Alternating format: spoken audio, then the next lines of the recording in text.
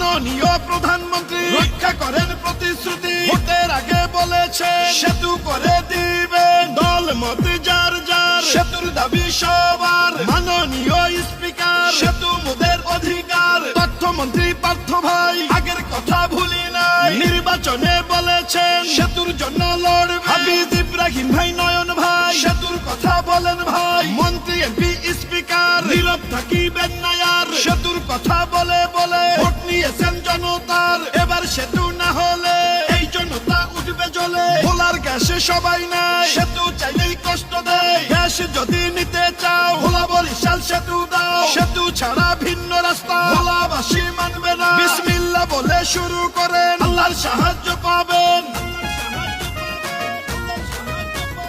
প্রধানমন্ত্রী বরিশালে করছে অঙ্গীকার, সেতু করে দিবেন গঠন করিলে সরকার। ভিন্ন সড়ক চাই না মোরা, সেতু মোদের দরকার।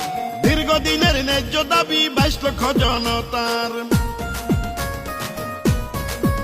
দেখেন বিভাগীয় শহর মোদের হইল বরিশাল, আসা যাওয়ায় পরে কত নদী নালা খাল।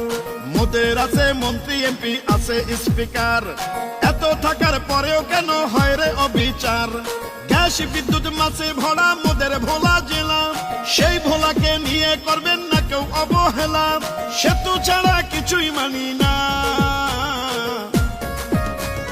মাননীয় সরকার সেতু মোদের অধিকার, কষ্ট আর দিয়েন না স্যার, সব ক্ষমতা আল্লাহর। মন্ত্রী এমপি স্পিকার নীরব থাকিবেন না আর, সেতুর কথা বলে বলে ভোট নিয়েছেন জনতার। সেই জনতা সেতু চায়, না হইলে আপনাদের দায়। এবার সেতু না হলে ভোলাবাসী উঠবে জ্বলে। আমরা বড় অসহায়, সেতু ছাড়া বাঁচা যায়। বিরোধিতা দেখবো যার, সেই ভোলার গাদ্দার। গাদ্দারের ঠিকানা এই ভোলাতে হবে না।